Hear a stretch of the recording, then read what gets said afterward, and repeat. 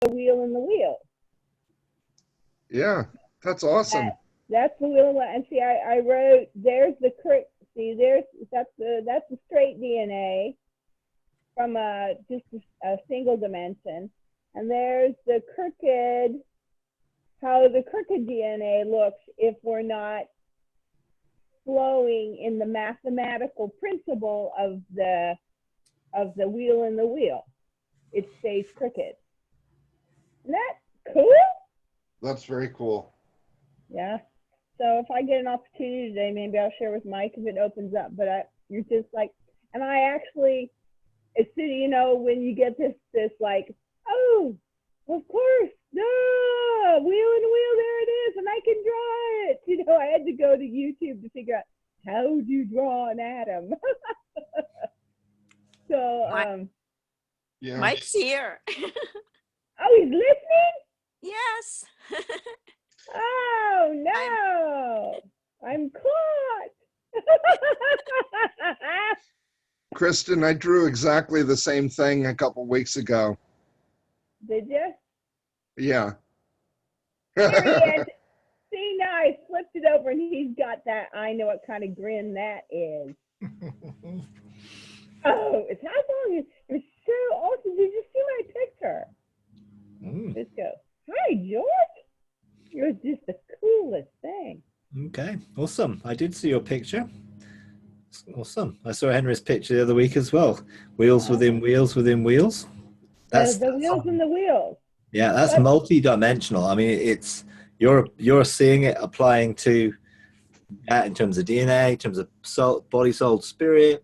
It's also in terms of how time and stuff will, I mean, that image is a fractal of how so many things are organized, the wheel within the wheel within the wheel, and how they, you know, how even what was, what is, what will be are also an expression of the same thing, wheel within the wheel within the wheel. When the inner two are aligned, the outer one can manifest on the inner two aligning.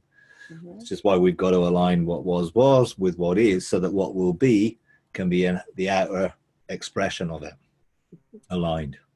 So I'm going to keep jumping in here since I got caught here. So is that why so in my brain, so you have heaven, you have, I call it the Council of Creation. That's where I sit with the Godhead when they were discussing Jesus's scroll before they created. So I see heaven, I see the Council of Creation, and I see the was, and they move in that pattern. I think everything functions like that. Yeah. We often can't see it because we're in the middle of one of those wheels that is in the middle, and so you can't necessarily see how it all fits together.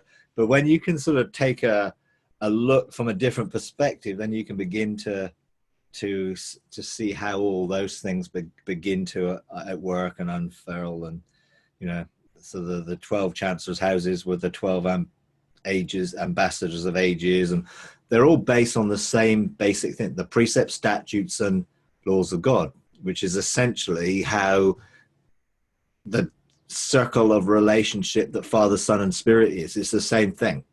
They're continually interconnected and connected relationally, moving independently, but never independently, if you know what I mean. So they're all moving in conjunction with each other. And that is a creative expression of, you know, for us, our body, soul, and spirit coming together into agreement, but also obviously for Father, Son, and Spirit into agreement. And, you know, all those things are connecting. So, you know, what was, and what is will connect with what will be. So that's what was, and heaven and earth are also in wheels within wheels within wheels, connecting, interacting, so that everything's aligned. Everything comes out aligned so that God's original intention in the beginning can be manifested and outworked in the physical realm through the interaction with the spiritual realm. So that's again, the three working together, because it's government. You know, those wheels within wheels, it's a governmental expression of three interacted, connected, relational aspects of anything working together in movement. Everything's moving together. Remember the Richard Dreyfuss movie? What was it called? The Close Encounters of the Third Kind. You know, remember he was possessed to draw this mountain. You know, and that's what I felt like. I go, I got to be able to draw this. I got to be able to draw this. I got to draw this. You know, so I'm looking at YouTube. How do you draw the movement of an atom? You know, so I'm watching YouTube. Oh. But what's interesting is because it became cognitive, is I went through my mind, and we totally redid the mind, and that was fascinating. That's maybe for another day. Oh. But in the redoing of the mind, when I had the gateways properly aligned, I heard the click. And when it clicked, all of a sudden I go, oh, free flow, this is really good. Well, then I noticed I was having a conversation with somebody, and I was sharing my morning musings. And it caused, in that conversation, it was just like, ooh, look, why did this bring up stuff? And I'm talking about me, and it just, you know, couldn't seem to get a clear path. Well, it took about 20 minutes, and then all of a sudden, the person I was communicating goes, oh, I guess it was like a corn maze. What you were sharing with me had to go through a corn maze before it got to the true heart. And all of a sudden, ding, ding, ding, ding, I go, oh. So if our gateways are blocked, they stay crooked, and even our thought patterns can't, because they're blocked, and they have to travel through a crooked like DNA just to actually get to the glory of God inside of a person. So that's where the dingers went off. Sounds pretty great experience. I mean, I think the great thing is we all have these different experiences, but when you hear someone talking about something, I can relate to something with me, which was a different sort of experience, but it's actually the same thing, just expressed in the way that related to me, and that's how it related to you. You know, I can remember when I was going through this deconstruction of the mind process, one of the things that happened was it was like my consciousness of my spirit sort of remapped my physical consciousness, so I was reconnected to things which I didn't have no physical memory of, because it was before I was ever physically formed. But all the vast sum of his thoughts about me before he knew me within my mother's womb, my spirit has sort of memory of that, but my mind needed to connect to it. And so once it sort of overshadowed my consciousness, it began to rewire it, whatever you want to remap it, reconnect it to an eternal consciousness rather than just a temporal one. And that really did start to begin to change how I felt about things, which wasn't just motivated by my experiences in this realm, but was from before. And, you know, again, you know, my mind and my consciousness in my spirit connected to the mind of Christ. Again, they form three that need to be wheel within the wheel within the wheel. So at the core of it being the mind of Christ, and then my spiritual consciousness, and then my physical consciousness, all working together. But it takes a little bit of reorientation and realignment so that things flow, as you say. And everything then begins to move in unison rather than in opposition. If you know, like gyroscopes, when you get those sort of gyroscopes that are spinning around, they can sort of maintain a gravity of their own, if you like, don't they? They sort of have a force that's formed by, and that's just the sort of one wheel spinning. So if you get three wheels spinning together like that, gyroscopically interacting, connecting, then it brings a complete balance, flow and power, and, you know, revelation, and all sorts of things that you just couldn't see before. Well, I'm going to be piggy here. I always wait till it goes to the end, so I'm going to take more liberty. So when I first felt the movement, I go, why does this feel like it's moving like a Rubik's Cube? The clicking, you know? And it was the same movement. That's what I was saying. But what was really, I have to put this on the table because this is really like strange. So when I was going through my mind, literally I went through conscious, subconscious, unconscious, and he rebuilt it. A couple of interesting points is when we were rebuilding my subconscious, he had me go and take a cup in the Discovery House. In the Discovery House, there's Cancer's Discovery House, there's like this, I call this blue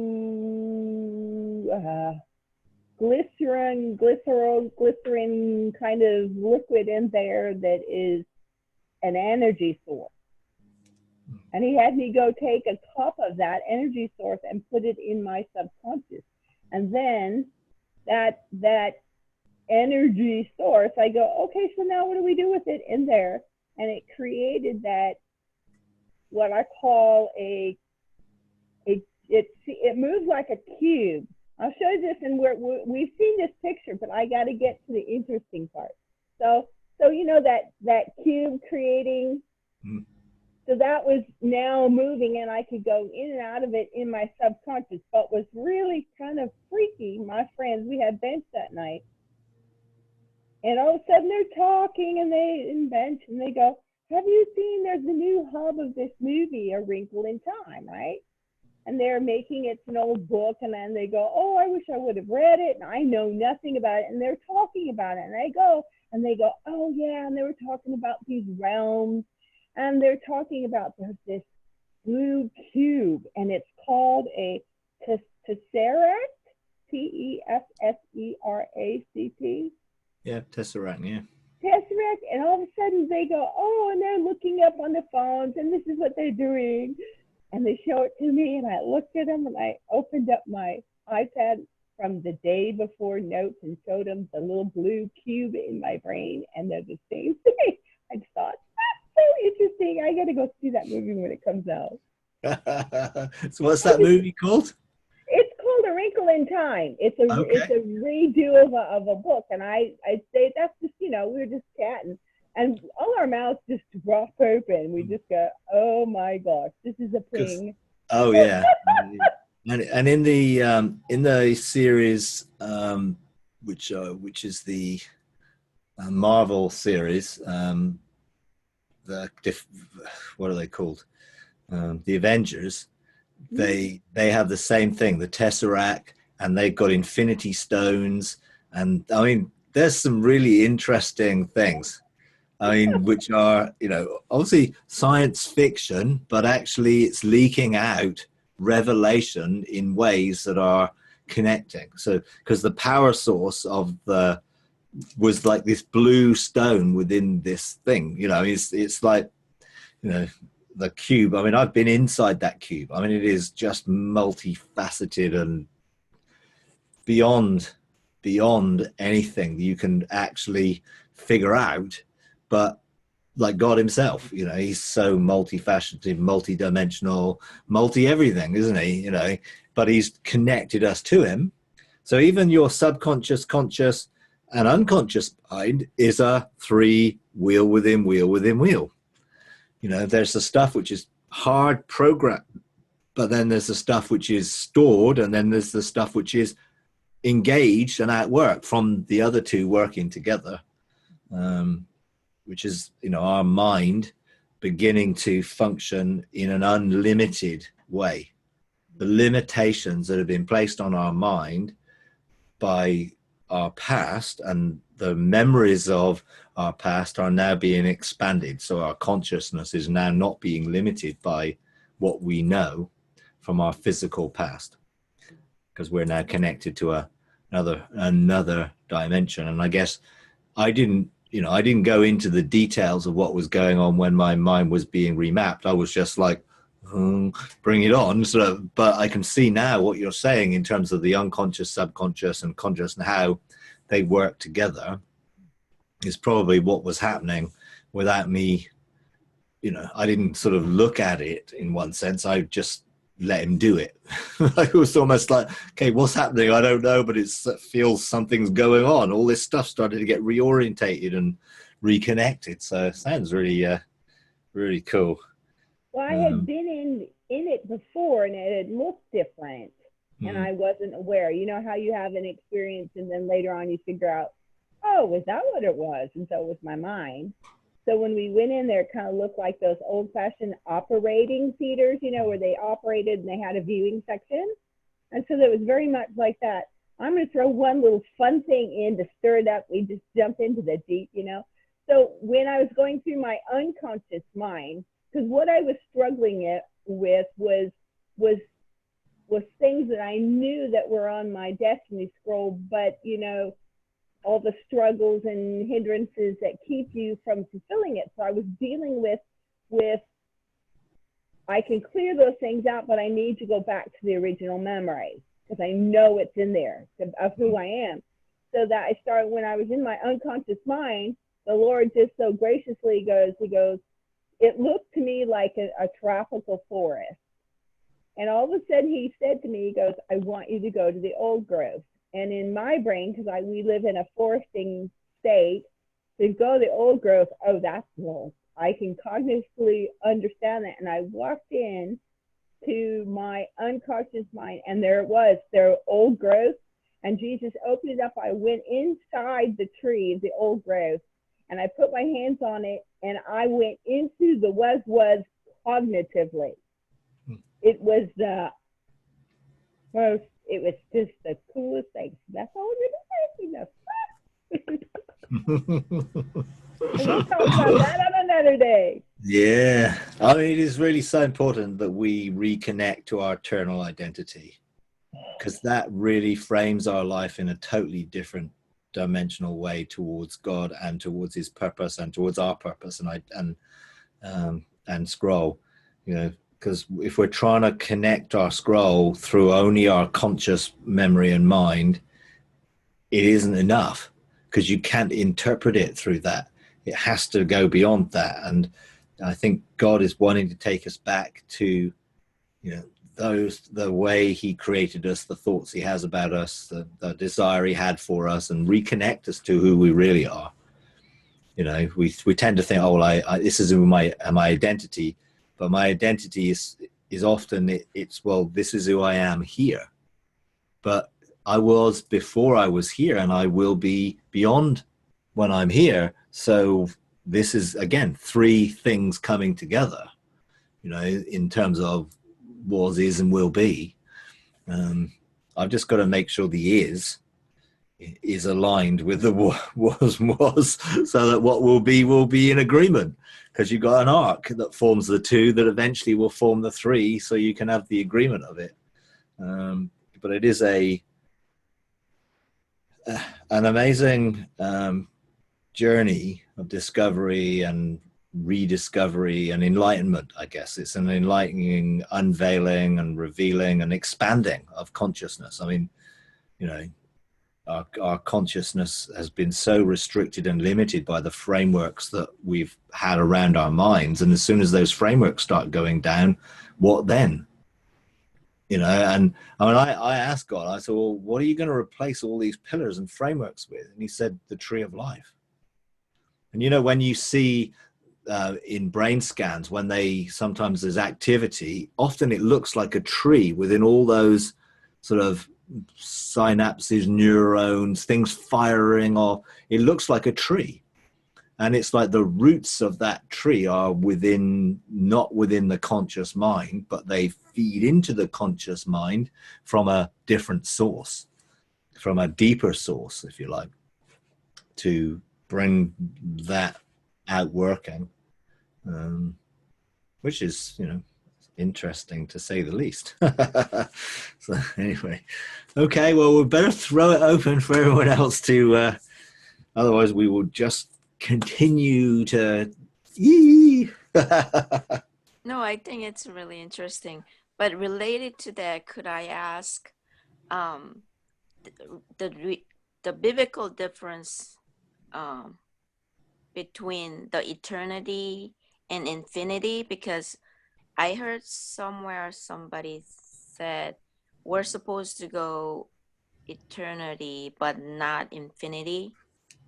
And when you go ascend or framework, and I think there's somebody also was making a distinction about God is eternal, but there's a negative note connotation about the infinity, I guess, that they were not. I have been seeing this moving, like constant expanding patterns, and I'm just not sure where I am.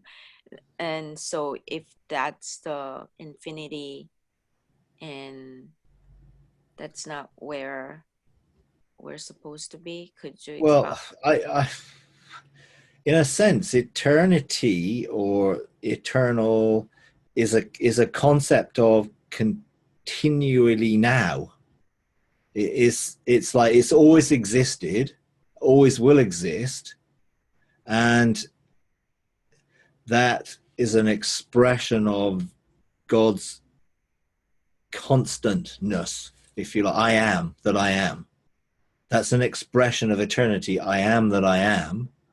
And he always has been, he always will be, but he's always now in that dimension. But he's also created a physical, spiritual, everything that's created is created out of that and is connected to it. So infinity, if you think of something which is infinite, it means unending, you know, in terms of not time, but as much as capacity, which again, I think applies to God. He's infinite. He's beyond. And, you know, he's not increasing because he is. Yeah, there is no boundary. It's like, you know, we think of something increasing and the boundaries, you know, infinite just means there is no boundary. There is no boundary to him. There is no way we could define him by putting any boundary around him. He is infinite, beyond our ability to confine it or define it. It's beyond definition. But he's a person, you know, or in a sense, Father, Son, and Spirit, in a relationship which is expressed to us. So you have the transcendence and the immanence of God. So God is immanently with us and in us, but he's also called us to come into something which is beyond the immanent, into that transcendent nature of himself. So I see the infinity sign, which is the covenant sign of the sort of two figure of 8, as something which is the expression of the eternal brought into manifestation to bring increase. And it never ends, does it? You know, you can't anywhere on that figure of 8, if you keep walking, you'll get back to and go beyond where you were before. That's the nature of it. It's infinite. You cannot, there's no end to even that sign. There you can keep going. And in a sense, when we keep going with God, as we're engaging into the eternal now, we bring that into the is, and then it manifests into what will be, and that then continues. We go back into, so there's no end to it. So there's no end to the increase of his government and of peace. It's not, there is no defined, definite end or beginning. And that's what I think infinite is. There's no end and there's no beginning. And we're actually in relationship to continually outwork that. You know, how that then begins to manifest is the natural realm that's been created begins to align itself with the spiritual realm that's created, which is aligning itself with the now that is always, you know, because I think if there's no end to the increase of something, what does that mean? If there's no end to the increase, then there must be some dimension of time involved. Because if it was increasing, the only way something can increase if there is a way it's increasing in time. So I don't believe time is going to end. It will just be different. This confined sense of time, which contains something, will be then another expression of time, but it's still increasing.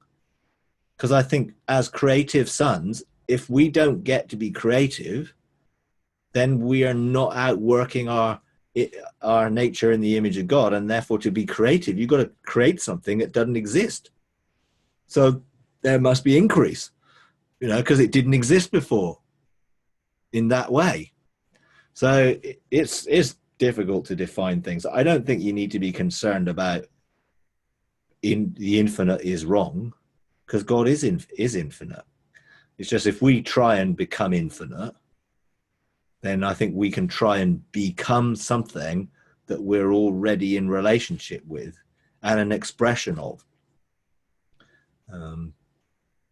But we get a snapshot today and tomorrow and the next day of that. But when we're in that eternal place, eternity outside of time and space then you don't get snapshots of it.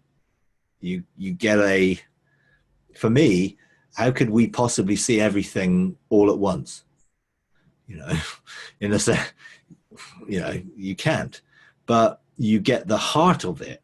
To me, when I engage in God's heart, I am receiving his heart, not a series of formulaic things. I'm getting his heart.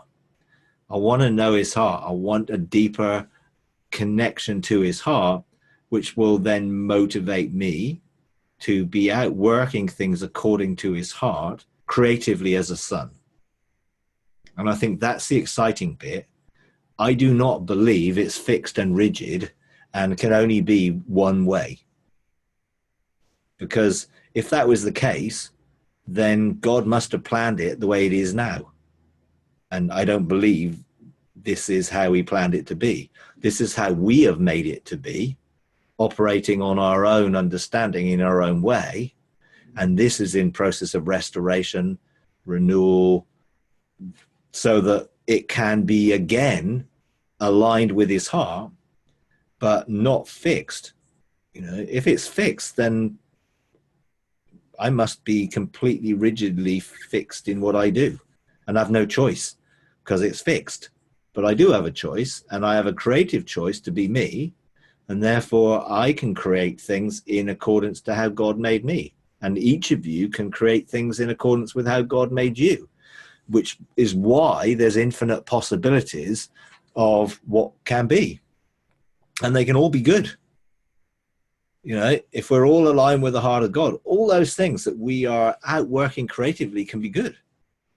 So we don't need to be concerned with, oh, what if we get it wrong, or any fear-based thing. We just need to be. If we're continually being, then the relational aspect of our connecting with God can inspire us to just be. And what will become of our being will be in rest and peace and continual flow. It's when we get out of being and try doing is where all the problems start, because then we try doing according to our own understanding rather than just being, and it actually being an expression of who we are as sons of God. So I do think there is the sort of creative expression is going to be something that becomes more defined as our consciousness enables us to choose and create realities which are aligned with God's heart. But they're all, will all be creatively different, not all the same. So we're not clones. And therefore, creation is not supposed to be a single manifestation.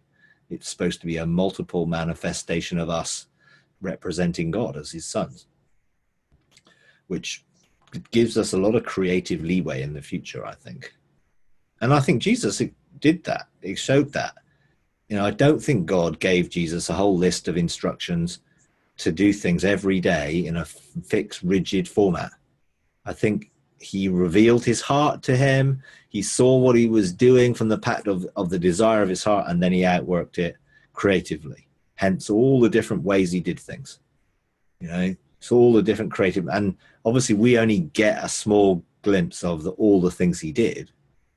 So we get a record of this way he did this, and this way he healed this man, and he healed this way and this way. But that's just a small record of all the different things he did and all the creatively he expressed, and he was the express image of God. And therefore, when you think of that God has created the universe, behind me in this sort of nebula of creativity, because it looks so creative, doesn't it? I mean, it's just a beautiful expression of what God is like, multicolored, multifaceted, amazing. And we get a little snapshot of that when we look at the creation, and you look at what we're seeing is just a dot in what there is. And you think of how many billions of galaxies there are, probably 100 billion that they've recognized by a telescope, and they reckon if they had a better telescope they could double that, and if they had a better telescope they could probably double that. And each one of those galaxies averages 400 billion stars. So there are estimated 36 billion stars, and then all the planets and all the other things that are there, and it's continually making more, and we get to be part of that, and we get to be sons involved in that, and to govern and to rule that. It's like, I think one planet would be quite enough to try and rule, and yet there's 30 sextillion stars to dish out amongst us, to be involved with in some way, to bring something creative out of them. I mean, wow, even that is just amazing, and our star and solar system, and it seems so vast and whatever else. There are some stars which will swamp our whole solar system. The Earth would be contained within some of the stars, and our sun would be contained within some of the stars out there, thousands of times. I mean, it's ridiculous. But then that is how amazing God is. I don't know if you've ever seen that Louis Gigliano thing, How Great Is Our God? You can search it on YouTube, and it's a sort of, he does this sort of teaching or presentation of how huge God is, and he shows all these amazing stars, and how big things are, but he does it to actually show how great God is. But we are made as sons in God's creative image, so we really need to understand who we are and our identity, and really get a grasp of it, so the enormity of all this doesn't swamp us. It excites us, because I find it exciting that we can be involved in the process. I went out to the edge of the galaxy once. I was taken out there, and I saw a galaxy in formation. So I saw it being formed, and basically God says, what shape do you want it to be? So I thought, wow. And I know we have spiral galaxies and all that sort of stuff. So I thought, I would like this to be like the infinity sign, because I love that sign. My hand is always making this sign when I'm worshiping and doing stuff, and I'm like, ooh. So I thought, and so I started to see it begin to form, and all the things, like all these nebula type things, all start to flow together. And so I was just looking at this thinking, wow, this is amazing. And God said, well, why don't you do one? So I thought, well, how do I do that? How do you, you birth something out of desire within your spirit, your heart, whatever. And so I was there sort of feeling somewhat, having just seen this amazing thing all start to shift, inspired. So I just sort of like let it loose. And these things, just this stuff just started to come out of me to form a new, whatever it is, galaxy, expression of star. I don't know, but something was birthed. And I've never gone back and done it again because I never really felt I needed to, but I know what I did was an expression of sonship, and I know everyone can do it. And, you know, I tend to get a lot of those little things. I do something and it was like, oh yeah, no, I know about that. You know, and then I can share with others and it's just like, oh yeah, we can do that, but I'm not going to done it again. And which is okay. You know, but it was a really, really creative experience. And initially when I was involved with sort of the whole creation, and I was taken back to observe it and how it sort of exploded outwards in a sense, and the voice was vibrating and all that. It was like the macro scale of everything and the micro scale of everything was the same. It was all formed in the same basic pattern framework, you know, and whatever you look at it, if you look deeper and deeper and deeper into something, like you see, it's the same basic patterns of things within things within things, wheels within wheels, and you look at the whole of the creation and it's the same thing, only you just can't see it because it's so big, but it's the same thing. And you can look at it from one sense and you look at it from another sense, it's the same thing because it's all a reflection and representation of who God is. And it's beyond, you know, most people's, you know, expectation, but God is stirring us to believe in our sonship, to believe. I mean, Jesus said, you're all gods. You know, because they said, you can't call yourself the son of God. And he said, well, doesn't your Bible's basically your word say you're all gods? Well, we're not God, but we're made as sons of God. If we're sons of God, what must we be? Gods with a little g in that sense. You know, and so I know some people, oh, you can't say that. Well, Jesus said it. I'm just repeating what he said, you know, and he did say it.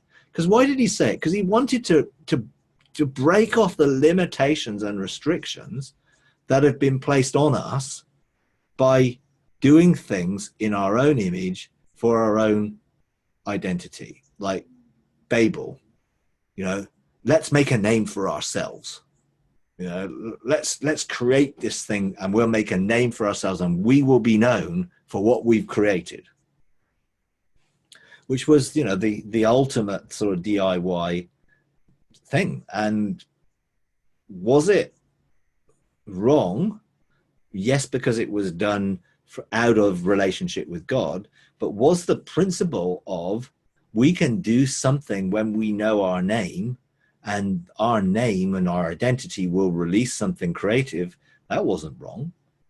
You know, and when God said, you know, well, we better go down and confuse them, because now if they're operating in that oneness, nothing's impossible.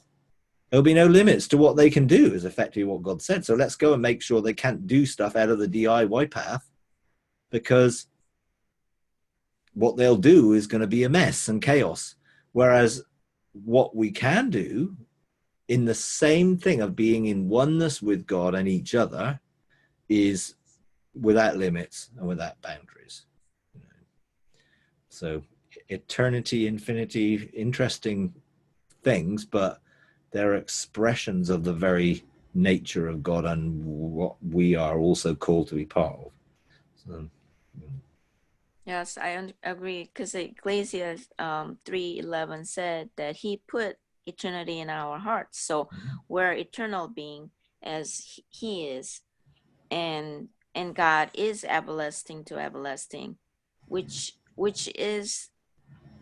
that means eternal, right? And so I was wondering if you heard, because I was listening to Dr. O, and he says something can be everlasting, but not forever, which means not forever, not eternal, or I don't know that if it's not eternal or not.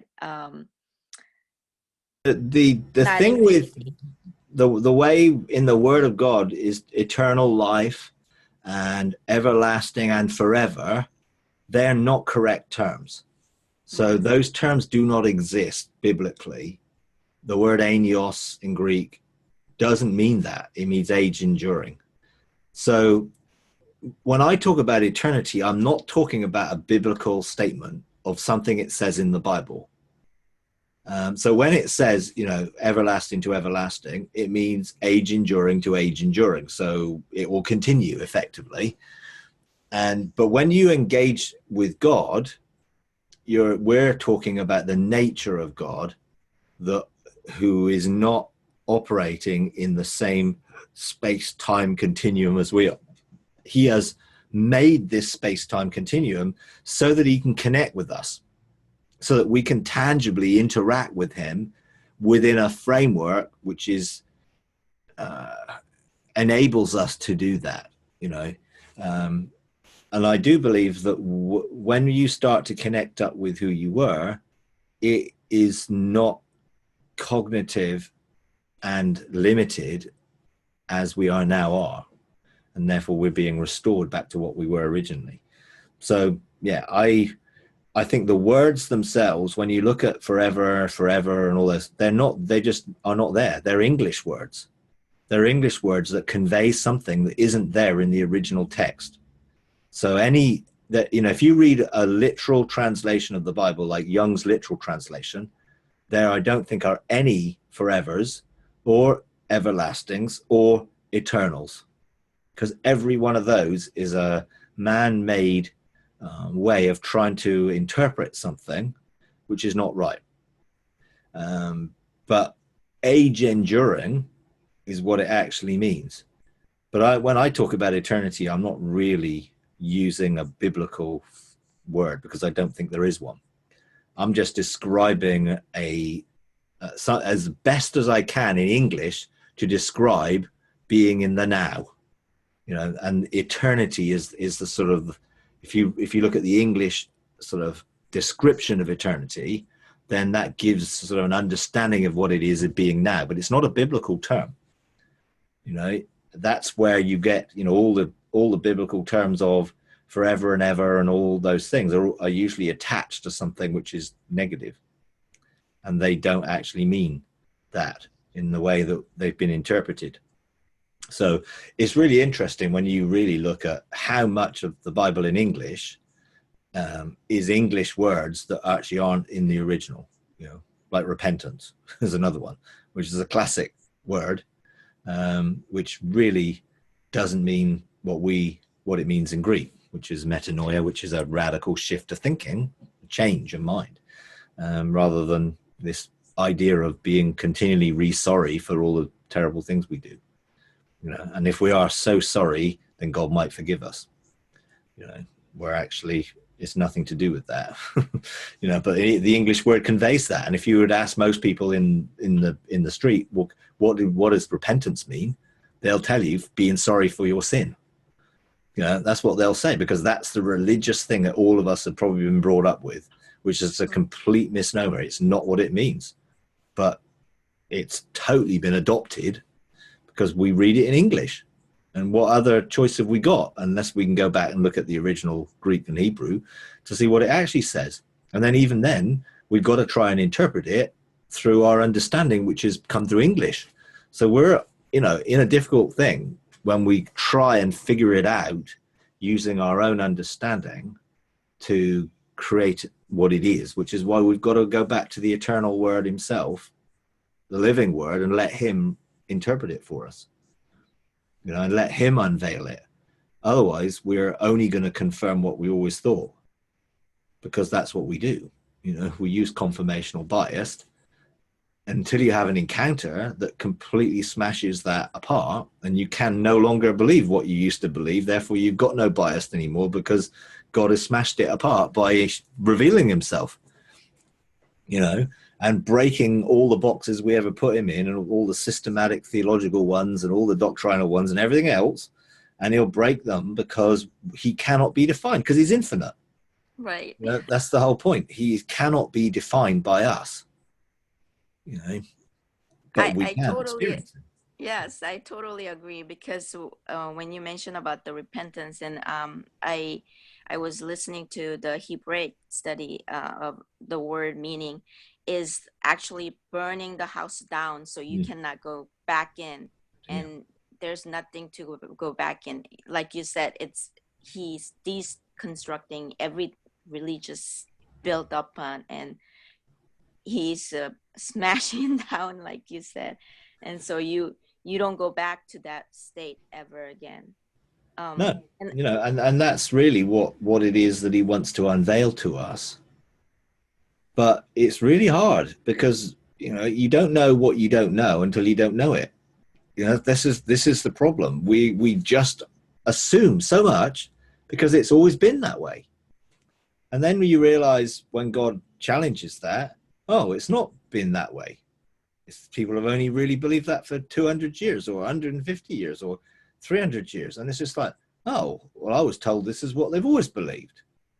This is what the church has always, this is the orthodox position, you know? And it's just like, well, what orthodox position? Who, according to who? Whose orthodox position? Well, this is the evangelical orthodox position, or this is the reformed orthodox position, or this is this, and they're all systems that men have developed.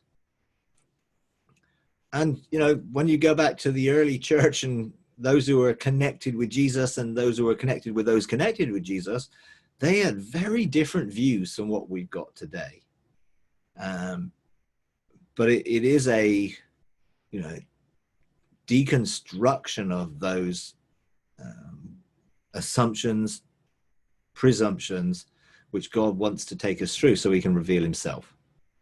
And he's only going to reveal himself through personal experience and encounter. It can't come through us trying to figure it out, understand it, interpret it, lean to our own understanding of what we've experienced. We just need to be and let him, as I am, reveal himself and unveil himself so we can be. You know? And then we can stop all the doing and just be, and things will start to flow out of being in that way. But it is a really challenging process. I can't deny it. And those people who've not really been into religious things probably will have an easier way in some ways, but then they will have a whole load of other frameworks which they believe, which will also need deconstructing. You know, my mind had 9 pillars, and 3 of them were cultural and 6 of them were religious, because I've been around things since I was 2. You know, I was sent to Sunday school at the age of 2 as soon as I could walk, basically. And so I've absorbed religious things, either through teaching, observation, whatever it is, I absorbed so much. And then I went and tried to find out the truth for myself. And then I absorbed a whole load of my own understanding of those things. And, you know, then I started reading other people's understanding and listening to other people, and then there's another layer that's been built up, and all those layers have just insulated me actually from the reality of who God is, until I could see him face to face, and those layers started to fall away and be unveiled for what they were. You know, my understanding, someone else's understanding of who we thought God was, having never met him. You know, and then when you do meet him, you realize that most of what you thought isn't true, which is the experience. But you don't know what the next layer is until God reveals it by unveiling himself. You know, yeah, I would have sworn that I didn't have any of those things in place until God sort of, you know, trapped me into the process, which he did. You know, make a law that enables the sort of removal of limitations and restrictions off people's minds. Oh, great. Yeah, I'll do that. So here's a law. Make these declarations. We can decree and declare. And I'm not directing any of it towards me. And it's all being directed towards me by God, because I'm speaking it and he's saying, ha, now you've decreed and declared it. Receive it. And that's what it was like. It was just, I thought, wow, there's people who really do need their minds renewed. And I didn't think I had any limitations. 2 years, 3 years later, and, I've just finished a 49-part series on my misunderstandings of God, basically, of what I thought I knew that I didn't, through virtually every subject I could think of, because I was leaning to my own understanding of them or some religious ideal of them. So God wants to strip it all away until what's left is him. Then that's all we need. I don't need an understanding of him. I just need a relationship with him. The relationship with him is all the revelation I need, and way beyond what I can possibly contain, but as my mind expands and is expanding, because there's no end to the increase, so it's going to expand, I can contain more and more and more out of those relationships, out of the intimacy of those relationships. My mind will be able to contain more and more and more, I guess, ongoingly, because he's infinite. So each of our minds must also have the ability to take on the infinite over time, because there must be a time in it. Otherwise we would just be and know. And I don't think that's what the word of God really expresses, or I think God's heart is. It's not an instant, because it's non-relational then. If it was instant, it wouldn't be relational. It's the relationship that unveils and reveals and brings us into that increasing sense of deep calling to deep, and us going deeper and more intimately and unveiling and revealing. I'm just going through, my journals and looking at the things God said to me last year. And, I'm just realizing how much of it I have got no understanding of. Even though he told me this stuff, I'm just like, what do you mean? And he's like, it's English, sort of English, but I'm reading it thinking, okay, I'll tell it as it is, but I don't really know. If someone asked me to explain that, good luck, because I can't. But in my spirit is going, yes, yes, yes. And my mind is going, what does it mean? What does it mean? No idea. But as God usually does, it will get unveiled and revealed. And a year or so later, I'll look back and think, all right, yeah, that's what that means. Because God is preparing us for what's coming, not just preparing us for now. So a lot of what he says is not just for now, it is for what will be needed at that point in time that we get there on our journey. So I look at this and think, wow, I've got a long way to go. And of course, we've all got a long way to go in one sense, because God is infinite. But we are increasing in our capacity that comes through our relating with him, and we're becoming more of that which we see, beholding in his face, which is why it has to be relational. Anything that's not relational isn't of God's kingdom. Anyway, George, you got anything you want to throw in there? You've been forced out by the ladies today. I've got to tell you, I'm seriously disappointed that it's not flying saucers that you're talking about in Ezekiel. I've set my whole life believing the wheel within the wheel. Anyway, that's my joke for the day. I've had some progress in my, as you say, relationship. It takes time to develop, to walk, to learn. Just a couple little tidbits because our time's about up. But, I've been going into my believing faith room, and I was to approach the Father. And this is the way the Lord's wired me, so that's the way he takes me. And so the other day I went in, and all of a sudden I realized I was underwater, and I looked up, and it was like I was looking up into a lake, and it dawned on me I was under the sea of glass.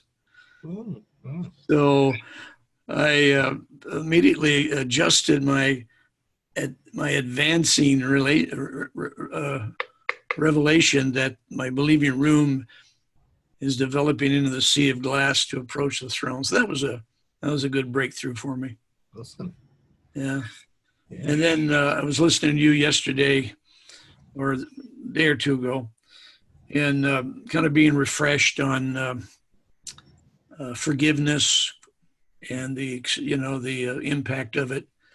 And so last night, I think it was, I just did some little journeying for myself. I've thrown out the forgiveness bomb, thousands of times. You have to stay alive, just to clear the air. And so I stepped in and I had three things that I wanted to run down the channel that were affecting me. Things that crop up in your life, and you wonder where'd that come from? Where'd that come? Why am I fighting this? And so when I did, suddenly out of nowhere came two arms, kind of old and withered, but they stuck out and their veins opened up. And I took my forgiveness and put a drop in each one of them in the vein of those arms. And suddenly I was at a door, great, huge iron door with ornate glass, and an old man opened it, and suddenly there was a stairway that took me down into a basement that was filled with old beds, iron beds that were empty and bare. And one of the things I was dealing with is an orphan spirit or a rejection. And it's reoccurred in my life. I was a Pentecostal kid on the wrong side of the tracks, wore glasses and, all those things. Chased out of town, by the bullies. We all have those stories. But just in a snapshot, in that little segment of time, I'm going to continue on with some of this process, but it just kind of kicked in last night. So I just wanted to feed that back to you. That was just current. And that whole scenario in that basement developed where I went by. I felt like I was in an old orphanage. I felt like I didn't give me a date or anything, but it was antique. And then I saw some of the reoccurring people getting children. And then I went further down the line, and there was children that weren't being received and they were being rejected. So that whole thing, that's the blood veins that I dropped those two drops of forgiveness in, and let them run down and see what God's going to reveal in that. That's great. And I think there's so much more to forgiveness than just what we do in the now. They're all our generational lines, which I think is what you're really connecting there. This is what's going back to two veins, mother, father, back into the generational lines. This is how things have happened in my life, but actually it goes back. And I was talking to someone earlier about quantum entanglement, and we were talking about, well, my soul and spirit is entangled and connected and whatever. We can be in two different places. But actually it was like, well, are we quantumly entangled with our generational lines? So what has happened to them has affected us, but reciprocally, what can happen to us can affect them. So when you release forgiveness, you're releasing the power of the gospel, not just to affect you and bring you into freedom, but also to bring into freedom those in your generational lines that you're connected to, that you are effectively the head of and are entangled with. And I believe in terms of restoration, when we truly engage in forgiveness in our own lives, it is not limited to us. It is going back and engaging those who are held in bondage in our generational line, and they are then able to be free because we forgive and we release. So we release. Well, it's not just I'm being released or the person that I've forgiven is released. We're releasing everything that's actually connecting and keeping things in bondage. And I think that goes generationally towards restoration, which goes way beyond our current into the restoring of all things, which must be everything that we're connected to.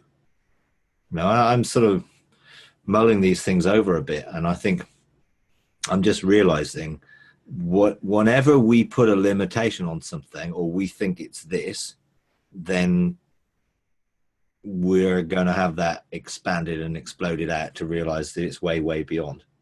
And I think when you have an experience like that, there's multi levels of revelation that comes.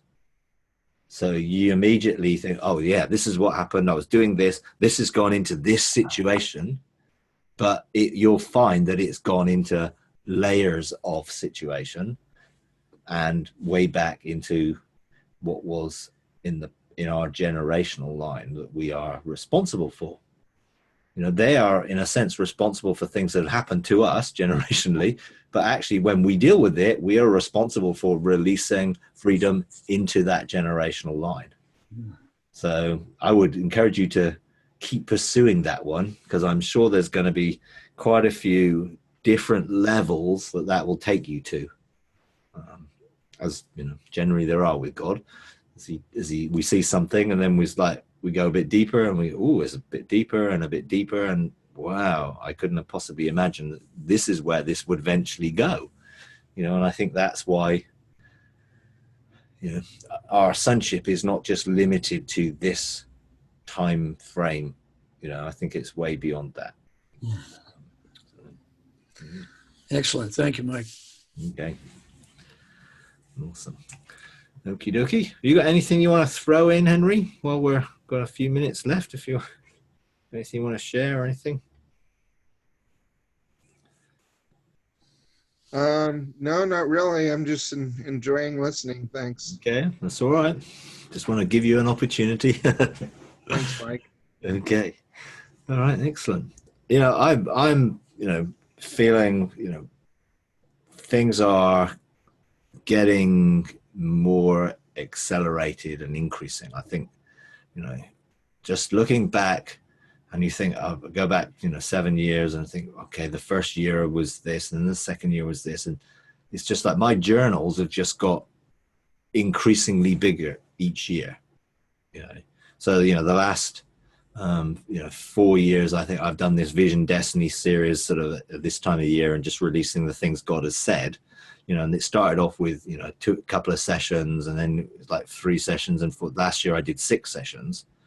You know, so far I've done 7 sessions, and I'm sort of, I don't know how many more there is left, because I'm just like, well, what do you leave out? What do you not say? God said this, you know? So I was like, oh, okay. And I'm realizing just there is an increase. You know, we're in that place of increase, that everything is beginning to expand and expand quicker and faster and accelerate, and we just got to keep going with it, you know, because sometimes it can feel a little overwhelming, you know, and I was, you know, I've felt a little overwhelmed just reading all the stuff that God spoke to me last year, you know, and just think, wow, I didn't remember that. And then it's like, well, that's really significant, and I didn't remember it. You know, well, I did. It's still in there, but it isn't for today. It's for whenever. But realizing that the increase in our capacity to engage God increases our capacity to multitask in lots of different areas and lots of different things. You know, the restoration of all things will restore all the abilities and things that we have lost for mankind, you know, and that's an exciting thing. And then it will take us to where those abilities would have taken us if we hadn't of short-circuited it all. So what would it have been if Adam hadn't of chosen to walk his own path? Where would he now be in terms of ascension, in maturity, in coming into the maturity of sonship? Where would he be? You know, and there's the 9 steps of ascension, where are the firestones, you know, and that's great. And one of the things that happened to me last year, God took me to the last stone, we'd gone up to the zones, and we were like, and it was a really mind-blowing thing. It was like, I never walked there with the Father like that before. You know, I normally walk there on my own. And it's like, I walked there with him, and he took me, and we got to the last step, and I'm like, okay, we're going to the throne or something. And he said, well, now release your 3 steps. So I'm like, what? What do you mean? You know, it was just like, well, there's only 9, there's 12. And the 3 are yours. Not mine personally, but in a representation of mankind, of our 3 steps. You know, there's 9 that are representing of God, and there's 3 representing man to make 12. Because the fullness of government is 12, not 9 or 3, you know. So I was just like flummoxed. So I'm sort of there looking at the, okay, well, I stopped trying to figure this out. I just, okay, what is this going to be? So I saw a representation of the next step, which then we walked on it, and it took us to the next level. So it was like everything was shunted up a level. So where we're seated with Christ in heavenly places, where he is seated next to the Ancient of Days and the River of Fire and all that stuff, it was like, oh, this is now shifted from heaven to heaven of heavens. And then the next step will shift it from heaven of heavens to perfection.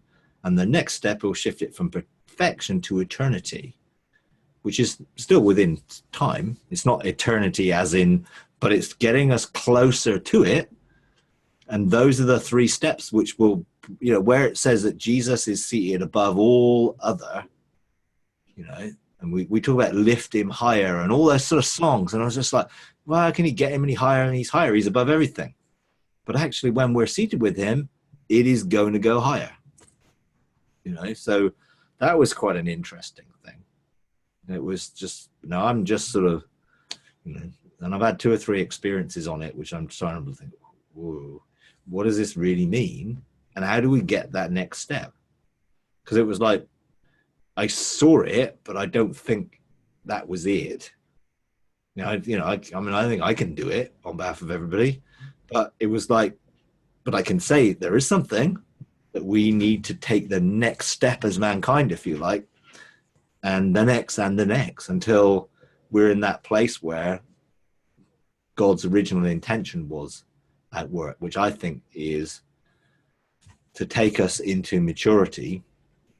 And so our maturity in sonship will add to what God has created for us, which, you know, I've no real idea what that means, but I believe, having experienced it, it's something that God wants to unveil and to bring us into.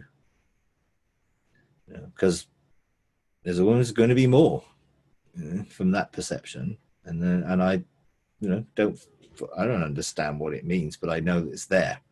And I know there's a call for us to mature and come into maturity as sons and be involved, you know, in being a son of God, a co-heir, an heir of God, and a co-heir with Jesus within this whole thing. And he wants to sort of teach us the family business, really. You know, we might have started as a T-boy, but we're going to end up with a seat on the board, if you like, which I think is what it's about. You know, he's called us to be in with him in government. It's not just lion, ox, eagle, a reflection of Father, Son, and Spirit in government. It's lion, ox, eagle, man. Yeah, and we are called into the window that will open up the fullness of God's blessing. We're actually in agreement to open that window, and we become part of the manifestation of the 4 faces of God and his government, which is pretty awesome, to say the least. But there we go. All right. Okay. I'll leave